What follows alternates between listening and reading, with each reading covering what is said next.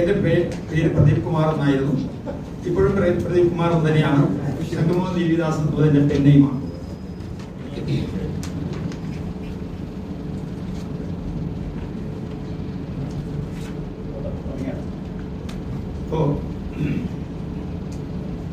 ഒരാൾ കുറ്റവാളിയാണോ എന്നറിയാതെ കുറ്റം ചുമത്തി സമൂഹത്തിന് മുമ്പിൽ അയാളെ വക്രീകരിച്ച് കാണിച്ച് വ്യക്തിഹത്യ നടത്തുന്നത് ഉചിതമല്ല എന്ന് വിനീതമായ ഒരു അഭിപ്രായം എനിക്ക് പറയാനുണ്ട്.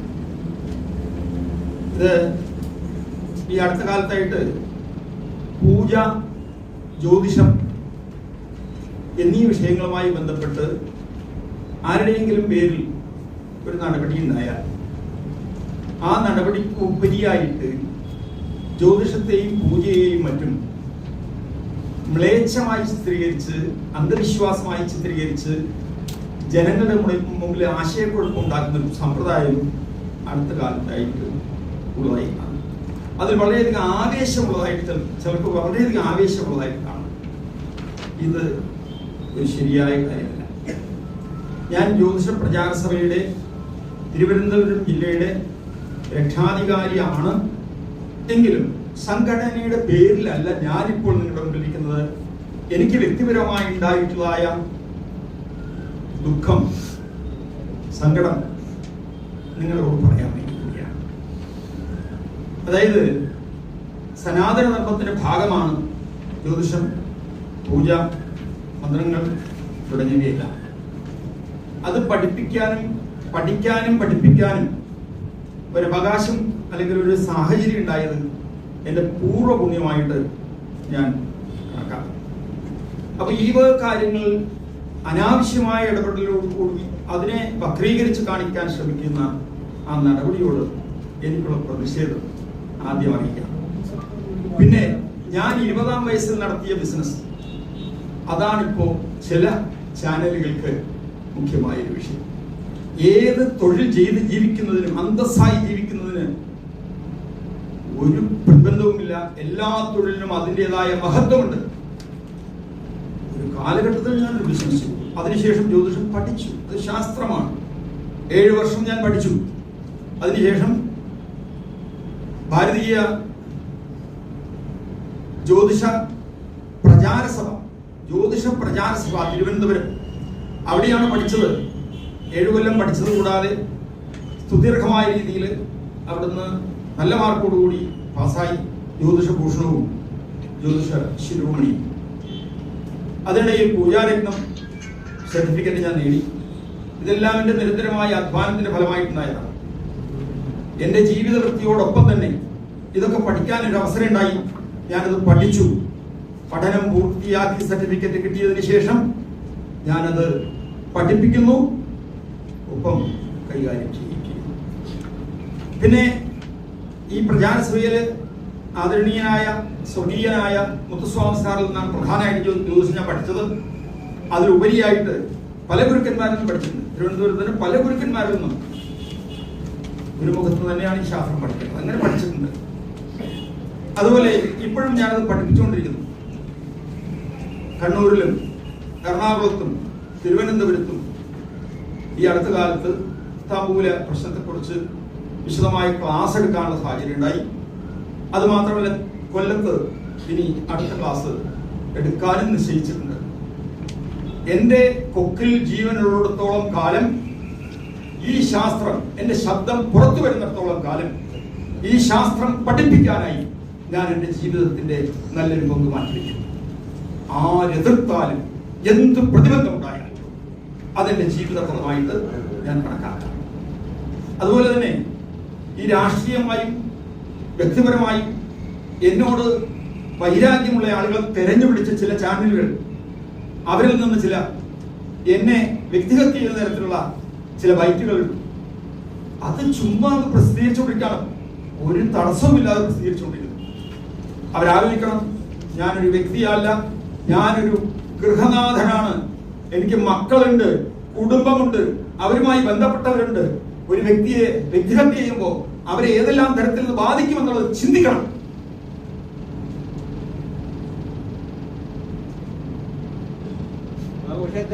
തീർന്നില്ല. അത് കഴിഞ്ഞിട്ട്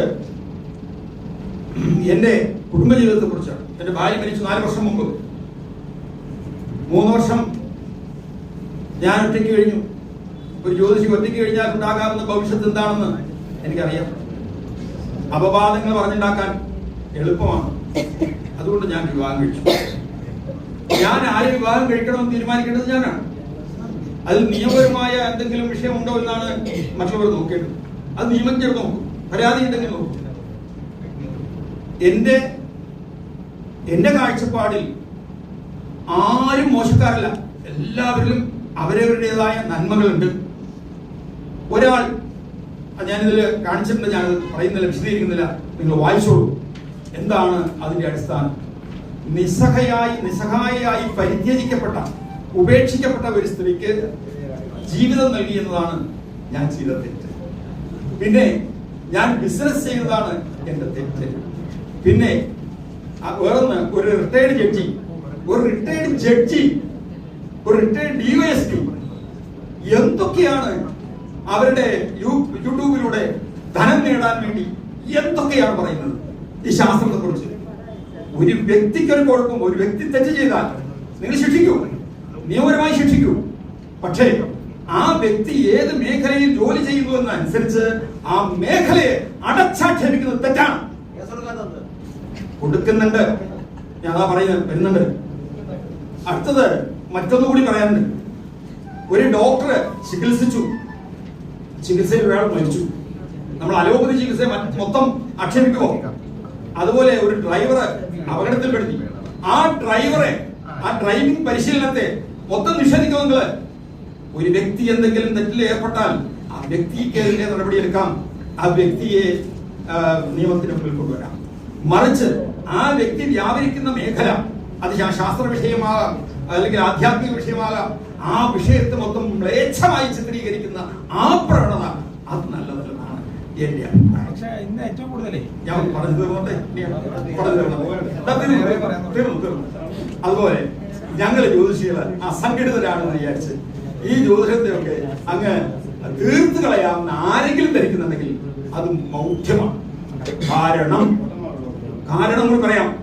ആയിരക്കണക്കിന് വർഷങ്ങൾക്ക് അപ്പുറത്ത് ഇവിടെ വന്ന വിദേശികൾ, ഇവിടെ അടച്ചു ഭരിച്ചിരുന്ന മുഗളന്മാര്, ഇവിടെ ഭരിച്ചിരുന്ന ബ്രിട്ടീഷുകാര്, സ്വാതന്ത്ര്യ അനന്തരകാലത്ത് ഇവിടെ ഭരിച്ചിരുന്ന രാഷ്ട്രീയക്കാര്, മോദി സർക്കാർ ഒഴികെ എല്ലാവരും ഈ ശാസ്ത്രത്തെ കുഴിച്ചും കൂടാമെന്ന് ധരിച്ചിട്ടുള്ള ആൾക്കാരാണ്, അതിനുവേണ്ടി പ്രവർത്തിച്ചിട്ടുള്ളവരാണ്.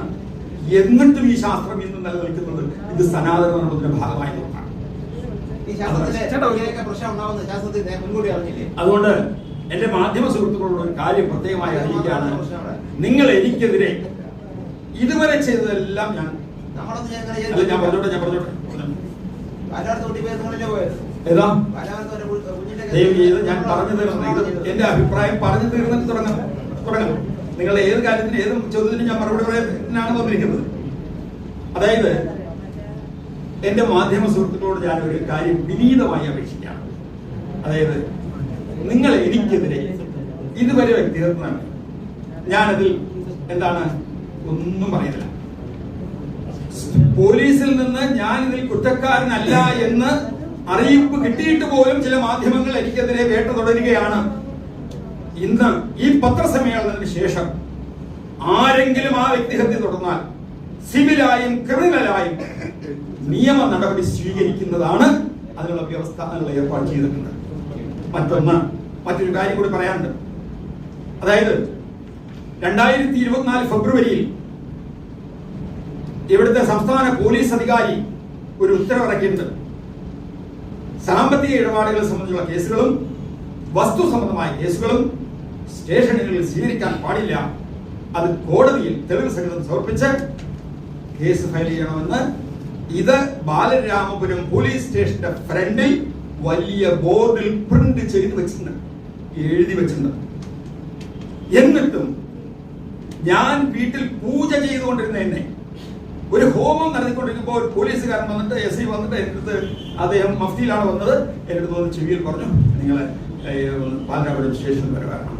അപ്പൊ ഞാൻ പറഞ്ഞു, സാറേ ഞാൻ ഈ പൂജ തീർത്തിട്ട് വന്നാൽ പോരെ, ഇത് തീരുമ്പോൾ ഈ പ്രത്യേക ഹോമം കഴിയുമ്പോൾ 1 മണിയാവും. ഞാൻ അപ്പോഴും വന്നാൽ മതി, എങ്കിലും അപ്പോഴും വരാം, അല്ല ഇപ്പോഴും വരണം, ഇപ്പോൾ വരാം. ഞാൻ അദ്ദേഹത്തോട് പറഞ്ഞതാണ്, സാക്ഷിയുണ്ട്. അപ്പൊ ഞാൻ പറഞ്ഞപ്പോ അദ്ദേഹം പറഞ്ഞത് അത് മതി, 1 മണിക്ക് വന്നാൽ മതി, 1 മണിക്ക് വന്നാൽ മതി എന്ന് പറഞ്ഞ് പോയ പോലീസുകാരൻ ഒരു സംഘം പോലീസുകാരുമായിട്ട് വന്നിട്ട് എന്നെ അബ്യൂസ് ചെയ്യുകയും ബലാത്കാരമായി ആ പൂജയുടെ വേളയിൽ പൂജയുടെ സാധനങ്ങൾ സമർപ്പിക്കലിൽ വെച്ച് എടുത്തു വെച്ചുകൊണ്ടിരിക്കുമ്പോഴാണ് എന്നെ കൊണ്ടുപോകുന്നത്. ഇതിന് നേരെ എന്താകാം, അത് കുഴപ്പമില്ല, പോലീസ് അവരുടെ നിയമ നടപടി സ്വീകരിക്കട്ടെ, ഞാൻ തെറ്റുകാരനാണെങ്കിൽ അത് തെറ്റില്ല. എന്നിട്ട് എന്നെ കൊണ്ടുപോയി മാധ്യമങ്ങളെയെല്ലാം വിളിച്ച് സ്റ്റേഷന്റെ നടയിൽ നിർത്തി ഞാൻ ഇറങ്ങി ചെല്ലുമ്പോ എന്നെ അതുവരെ പോലീസ് ഉണ്ടായിരുന്നതാണ്, അവരുടെ മുമ്പിൽ വെച്ച് എന്നെ ബലാത്കാരമായി പിടിച്ചുകൊണ്ടുപോകുന്നത് പോലെ ഒരു ആക്ഷൻ കാണിച്ചിട്ട് മാധ്യമങ്ങളിൽ വന്ന വാർത്ത, ജ്യോതിഷി അറസ്റ്റിൽ, ശംഖുമോഹൻ ദേവിദാസൻ അറസ്റ്റിൽ. ഏത് ചാനലാണ് കൊടുത്തത് അറസ്റ്റിൽ എന്ന് പറഞ്ഞിട്ട്? ഞാൻ പറഞ്ഞത്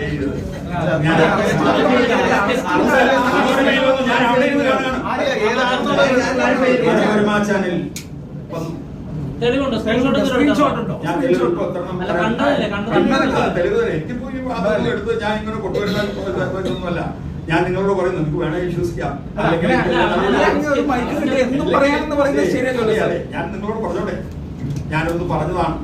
എന്നിട്ട് തൊട്ടടുത്ത ദിവസം, അതിന്റെ അടുത്ത ദിവസം രാവിലെ 6 മണി മുതൽ ഈ ചാനലുകാരെല്ലാം, ആ വാർത്ത കൊടുത്ത ചാനലുകാരെല്ലാം എന്റെ വീട്ടിൽ വന്നു. അത് അങ്ങോട്ട് പ്രതികരണം എടുക്കാനാണല്ലോ പറഞ്ഞോട്ടെ, പ്രതികരണം എടുക്കാൻ തന്നെയാണ് വന്നത്, എന്റെ പ്രതികരണം എടുക്കാൻ തന്നെയാണ് വന്നത്. അവരോട് ഞാൻ എനിക്ക് പറയാനുള്ളത് പറഞ്ഞു, എന്നിട്ട് അവർ പോയി. ഇപ്പോഴും വ്യക്തിഹത്യ തുടരുകയാണ് ചില ചാനലുകൾ. അത് ശരിയല്ലെന്ന് പറയാനാണ് ഞാൻ പറഞ്ഞത്. ആരുടെയും വായ മൂടിക്കെട്ടാൻ എനിക്ക് സാധിക്കില്ല. പക്ഷേ എന്നാൽ കഴിയുന്ന രീതിയിൽ നിയമ നടപടി സ്വീകരിക്കാൻ, ഞാൻ ഇന്ത്യൻ പൗരൻ എന്ന നിലയ്ക്ക് ഒരു നിയമ നടപടി സ്വീകരിക്കാൻ എനിക്ക് സാധിക്കും. അതിലേക്ക് എന്നെ വലിച്ചെടുക്കരുത് എന്ന് വിനീതമായ ഒരു അഭ്യർത്ഥനയുണ്ട്. ഇത് എന്റെ വിനീതമായ അഭ്യർത്ഥനയാണ്. ഇനി ആർക്കെങ്കിലും എന്തെങ്കിലും ചോദിക്കാണ് ചോദിക്കും. അല്ല, ഇനി തങ്ങളെ കുറിച്ച് വാർത്ത കൊടുക്കരുതെന്നാണോ അതോ ഏതാ തങ്ങളെ കുറിച്ച് വാർത്ത കൊടുക്കരുതെന്നാണോ പറയുന്നത്, അതോ എന്നെ കുറിച്ച് നിങ്ങൾക്ക് എന്ത് വാർത്തയും കൊടുക്കാം, പക്ഷേ എന്നെ വ്യക്തിഹത്യ നടത്തുന്ന രീതിയിൽ വ്യക്തിഹത്യക്കെതിരെ നിങ്ങൾക്ക് നടപടിയെടുക്കാൻ നിങ്ങൾക്ക് സ്വാതന്ത്ര്യമുണ്ട്. അതല്ലാതെ വാർത്ത കൊടുക്കരുതെന്ന് അങ്ങനെ പറഞ്ഞില്ല. ദൈവം അങ്ങനെ എടുക്കരുത്. അങ്ങനെ നിങ്ങളുടെ സ്വാതന്ത്ര്യത്തെ ഞാൻ കൈയടത്തിയില്ല. നിങ്ങൾ കൊടുക്കണമെങ്കിൽ കൊടുത്തോളൂ, അതിന്റെ കൂടെ ഈ നിയമ നടപടി കൂടെ ഞാൻ എടുക്കുന്നേ പറഞ്ഞോളൂ, വേറൊന്നും പറഞ്ഞില്ല. ഈ മനോരമ വാർത്ത കൊടുത്തതിന്റെ സ്ക്രീൻഷോട്ട് എന്തെങ്കിലും കാര്യമുണ്ടോ? പിന്നെ ഇങ്ങനെ ഒരു ആരോപണം ഉന്നയിക്കും. ഞാൻ കണ്ട കാര്യം പറഞ്ഞു, എന്റെ പേരിൽ നടപടി എടുത്തു. അല്ല, നമുക്ക് അതല്ല പറയാൻ പറ്റൂ. കാര്യം കണ്ട ചോദിക്കണ്ടേ? അപ്പോൾ എസ് പി എന്നോട് പറയാണ്, ഈ ചാനൽ കണ്ടോ എന്ന് ചോദിച്ചു. തിരിഞ്ഞു നോക്കിയപ്പോഴാണ് ഈ പൂജ അല്ല ജ്യോത്സ്യൻ അറസ്റ്റിൽ എന്ന് കണ്ടു.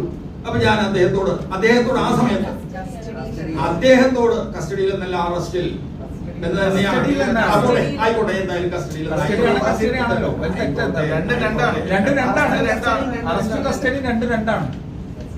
ആയിക്കോട്ടെ. ശരി, അത് തെറ്റാണെങ്കിൽ ഞാനത് പിൻവലിച്ചു പോരെ.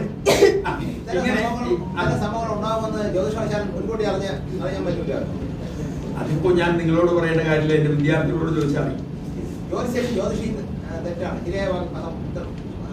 നിങ്ങൾ എന്റെ വിജ്ഞാനത്തെ പരിശോധിക്കാൻ വന്നതാണോ, അതോ ഈ വിഷയവുമായി ബന്ധപ്പെട്ട് അത് മാത്രം പറഞ്ഞാൽ എനിക്ക് ഈ വിഷയവുമായി ബന്ധപ്പെട്ട് മാത്രമേ ഈ സമയത്ത് സംസാരിക്കാൻ ഇതുള്ളൂ. എന്റെ വിജ്ഞാനത്തെയും എന്റെ പ്രായോഗികതയും നിങ്ങൾ പരീക്ഷിക്കേണ്ടതില്ല. അത് വേറെ വേദിയുണ്ട്. നിങ്ങൾ ഒരു വേദി ഒരുക്കും, ഞാൻ വരാം. എന്റെ അറിവിനെ പരീക്ഷിക്കാൻ നിങ്ങൾ ഒരു വേദി ഒരുക്കും, അവിടെ വരാം ഞാൻ. ചേട്ടാ, ഇതിലെ മോദി സർക്കാർ വെച്ച് ബാക്കി എല്ലാരും ഇതിനെ ഇല്ലാണ്ടാക്കാൻ ശ്രമിച്ചു. എന്ത് ഇതാണ്? അതായത് ഈ ജ്യോതിഷത്തെ പറ്റി പഠിപ്പിക്കാനായിട്ട് ഉള്ള സംവിധാനം സ്കൂളുകളിലോ കോളേജുകളിലോ നമ്മുടെ അക്കാഡമിക് തലത്തിൽ ഉണ്ടായില്ല. അതൊരു മതത്തെ കേന്ദ്രീകരിക്കുന്നതാണല്ലോ.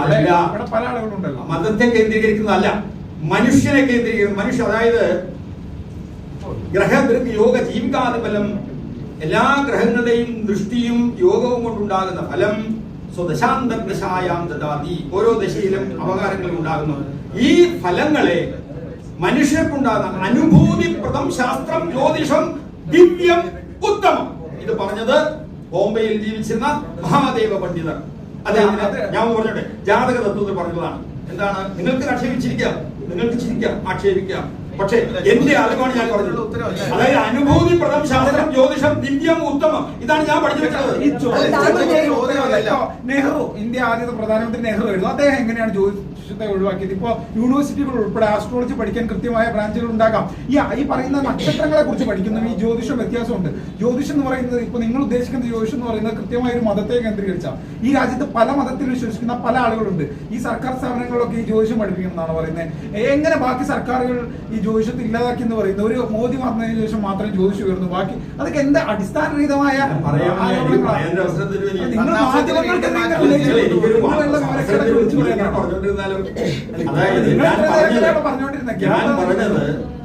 മോദി വന്നതിന് ശേഷമാണ് അക്കാഡമിക് തലത്തിൽ ഈ ശാസ്ത്രം പഠിപ്പിക്കുവാനുള്ള തീരുമാനമുണ്ടായതും അത് നടപ്പിലാക്കിയത്. എവിടെയാണ് നടപ്പിലാക്കിയത്? യൂണിവേഴ്സിറ്റിയിൽ, ബനാറസ് ഹിന്ദു യൂണിവേഴ്സിറ്റിയില് എന്ന് നടപ്പിലാക്കി. ജ്യോതിഷം ഒരു വിഷയമാണ്. അതിന് മുന്നേ ആസ്ട്രോളജി പഠിപ്പിക്കുന്നുണ്ടല്ലോ. പോലീസ് കസ്റ്റഡിയിലെടുത്തു. ഈ ഒരു കുട്ടിയുടെ മരണവുമായി ബന്ധപ്പെട്ട് പോലീസ് താങ്കളെ കസ്റ്റഡിയിലെടുത്തു. ആ പോലീസ് എന്തൊക്കെ വിവരങ്ങളാണ് ചോദിച്ചത്? അത് പറയാം. അപ്പൊ ഞാൻ അവിടെ ചെന്നപ്പോ ഒരു പരാതി ഉണ്ട് എന്ന് പറഞ്ഞു. ആ പരാതിയിൽ ഒന്ന്, ഈ കുട്ടി തലമുണ്ഡനം ചെയ്തത് എന്റെ പ്രേരണയാലാണ്. തലമുണ്ഡനം ചെയ്യുന്നത് ഒരു പരിഹാരവുമായിട്ട് ഞാൻ നാളിതുവരെ ഒരാളോടും പറഞ്ഞിട്ടില്ല. തലമുണ്ഡനം ചെയ്തത് ഒരു പരിഹാരമായിട്ട് ഇതുവരെയും പറഞ്ഞിട്ടില്ല.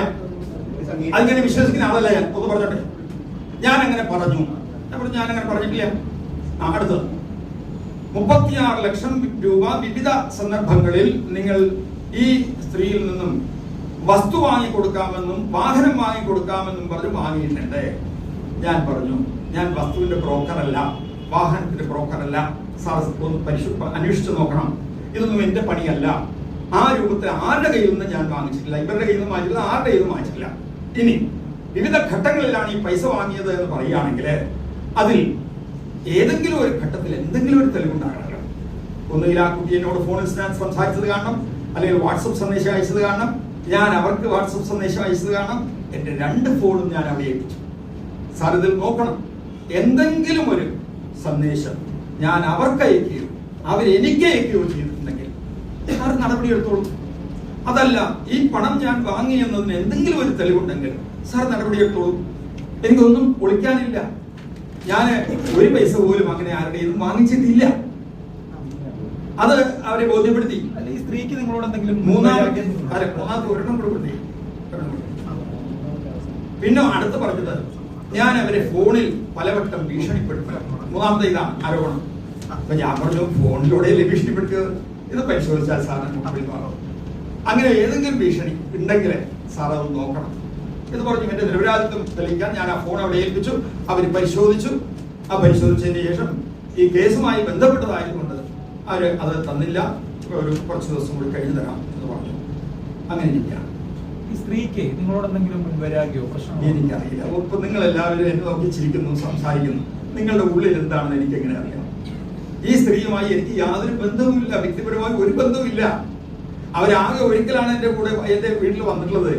അവരുടെ രണ്ടാമത്തെ ഈ മാസം തോറും ഈ പയ്യൻ, ഇവന്റെ ഈ ഹരികുമാർ വീട്ടിൽ നിന്ന സമയത്ത് 3 വർഷം മുമ്പ് മാസം തോറും ഈ പയ്യന്റെ ശമ്പളം വാങ്ങിക്കൊണ്ട് പോകാനായിട്ട് ഈ തള്ളയും ഈ പറഞ്ഞ സ്ത്രീയുമായിട്ട് വരും. ഹരിയുടെ തള്ളയും ഈ സഹോദരിയുമായിട്ട് വരുമായിരുന്നു. മാസത്തിലൊരിക്കൽ പൈസ വാങ്ങിച്ചുകൊണ്ട് പോകുമായിരുന്നു. അത് ഞാൻ അവിടെ പറഞ്ഞിട്ടുണ്ട്. അതൊരു 3-4 മാസമാണ് വന്നിട്ടുള്ളത്. അവർ പൈസ വാങ്ങിച്ചുകൊണ്ട് പോയിട്ടുണ്ട്. അത് കഴിഞ്ഞപ്പോൾ ഞാൻ ഈ പയ്യനോട് പറഞ്ഞുകൂടെ, ഇങ്ങനെ നിന്റെ പൈസ ഇവരെല്ലാം വാങ്ങിച്ചുകൊണ്ട് പോയാൽ നാളെ നിനക്ക് എന്ത് ചെയ്യും? അതുകൊണ്ട് കുറച്ച് പൈസ ഞാൻ മാറ്റി വെച്ചിട്ട് നിന്നെ ബാങ്കിലിടാം എന്ന് പറഞ്ഞ് അവരെ കൊണ്ടുപോയി ഇവിടെ തിരുവനന്തപുരത്ത് ഒരു ടാക്സി ഡ്രൈവേഴ്സ് കോഓപ്പറേറ്റീവ് സൊസൈറ്റിയിൽ മെമ്പർഷിപ്പ് എടുത്തിട്ട് അവരെ കൊണ്ട് ആ 10,000 രൂപ അവിടെ ഞാൻ ഇടിയിച്ചു. ആ പാസ്ബുക്ക് എൻ്റെ കയ്യിലുണ്ട്, വേറെ ഒന്നുമില്ല. പിന്നെ അവരുമായിട്ട് യാതൊരു ബന്ധവുമില്ല. ഒരു ദിവസം സാധാരണയായിട്ട് എന്നെ കാണാൻ വരുന്നവരെ എന്നെ ഫോൺ ചെയ്തിട്ടാണ് വരിക. ഒരു ദിവസം ഞാൻ വീട്ടിലിരിക്കുമ്പോൾ ഇവര് 2 പേര് കയറി വരുന്നു. ഈ ശ്രീതു അല്ലേ, ആ ശ്രീതുവും ഒരു പുരുഷനുണ്ട്. എന്റെ മുമ്പിൽ വന്നിട്ട് പറയാണ്, ഞാൻ 2ാമത് കല്യാണം കഴിച്ചു, ഇതാണ് പയ്യൻ. അപ്പൊ ഞാൻ ചോദിച്ചു, നേരത്തെ വിവാഹം മോചനം നടത്തിയോ? ഇല്ല, ഞാൻ 2 പേരും ഇപ്പൊ ദേവസ്വം ബോർഡിൽ ജോലിയുള്ളവരാണ്. ഇത് ഒരു കരിയ ക്ഷേത്രത്തിൽ വന്നുകൊണ്ട് സാറിനെ ഒന്ന് കണ്ടു പോകാൻ വിചാരിച്ചു. അങ്ങനെ വന്നു, സംസാരിച്ചു, പോയി.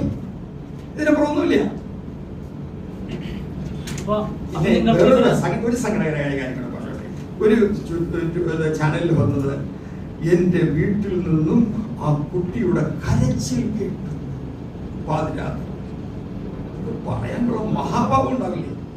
മനസ്സറിയാത്ത ഈ ദുഃഖം, ഓരോരുത്തർക്കും ഉണ്ടാകുന്ന മനസ്സിന്റെ ദുഃഖം അത് തിരിച്ചടിക്കും. Every action has an equal and opposite reaction എന്ന് വിശ്വസിക്കുന്നവനാണ് ഞാൻ.